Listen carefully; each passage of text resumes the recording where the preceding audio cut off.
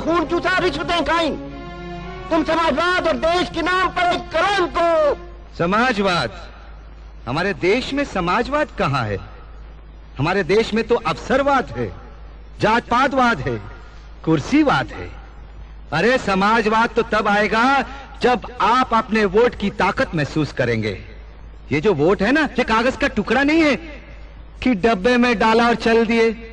ये वोट तुम्हारे परिवार, तुम्हारे देश, उसकी उन्नति की पर्ची है। ये तो दो धारी तलवार है जो दोनों तरफ से काटती है। ठीक जगह पड़े तो देश खुशहाल, और गलत जगह पड़े तो देश का सत्यानाश।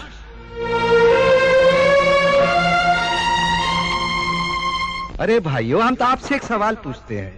जब आप अपनी बहन या बिटिया की शादी तय करते हैं तो पहले अच्छा लड़का ढूंढते हैं, अच्छा खानदान देखते हैं, उसके गुण और अवगुण देखते हैं, तब जाकर कन्या की शादी करते हैं। वोट भी तो तुम्हारी बहन और बिटिया है ना, उसको किसी को भी उठाकर दे देते हो।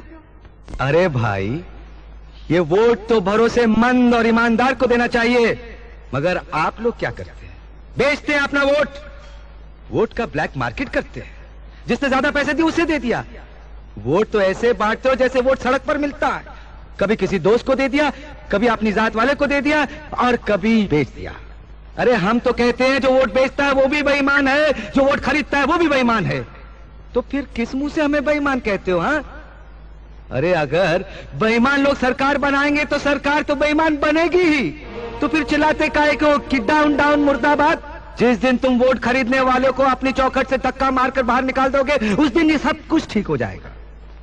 अब देखो, हमारे इन उप मुख्यमंत्रियों को, इन बेईमानों को किसने भेजा? ये आप ही के लोगों के भेजे हुए हैं ना। अब ये बेईमानी नहीं करेंगे तो क्या करेंगे? आज से 5 साल बाद जब इनको इलेक्शन लड़ना पड़ेगा तो ये पैसा कहां से लाएंगे? अरे यहीं से तो लाएंगे ना। अरे बोलिए बोलिए। आप कहते हैं कि हमने रिश्वत ली है, बेईमानी की है। अरे हम कहते हैं हाँ हमने रिश्वत खाई है। कोई कहता है 12 करोड़, कोई कहता है 15 करोड़, कोई 16। आप जानते हैं हमने कितना कमाया है? हाँ, 62 करोड़। 62 करोड़, 60 और 2। हाँ, अरे जरा सोचिए तो सही, अगर 6 महीने में हमने 62 करोड़ रुपया कमाया है तो हमसे पहले इतने लोगों ने इतने सालों में कितने करोड़ कमाए होंगे? हाँ?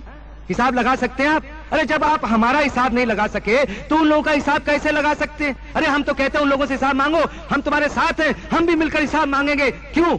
क्योंकि अब हमें पता चल चुका है कि ये रुपया, ये पैसा कमाने का तरीका कौन से रास्ते से होता है। हाँ, बेईमानी का पैसा किस रास्ते से कमाया जाता है ये अब हमें पता चल चुका है। आप लोग कहते हैं कि हम बेईमान हैं। हाँ, आप क्या कहते हैं? आप क्या कहते हैं? आप क्या कहते हैं? कोई कहता है ईमानदारी के पैगंबर हैं, मगर हम क्या हैं? हम बेईमान हैं। हम भी जानते हैं, आप भी जानते हैं, लेकिन ये नहीं बोलेंगे। सुन लिया आप लोगों ने?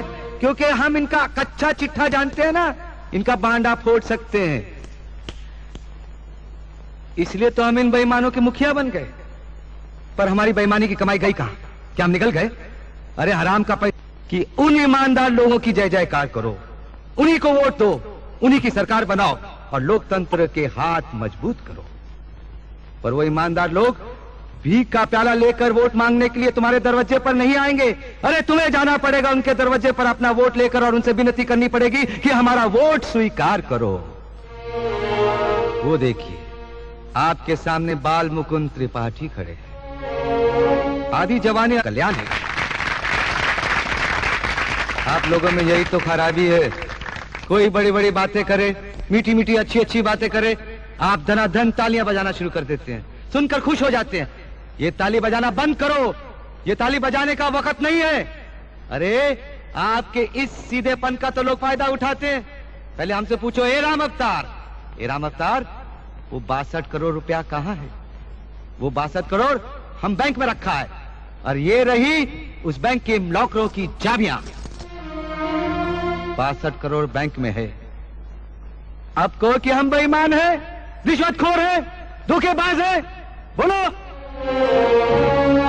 अगर लोगों को कुर्सी पर बिठाने का हक आप लोगों के पास है तो उनको कुर्सी से घसीट कर नीचे फेंकने का हक भी, ताकत भी आप लोगों के पास होनी चाहिए।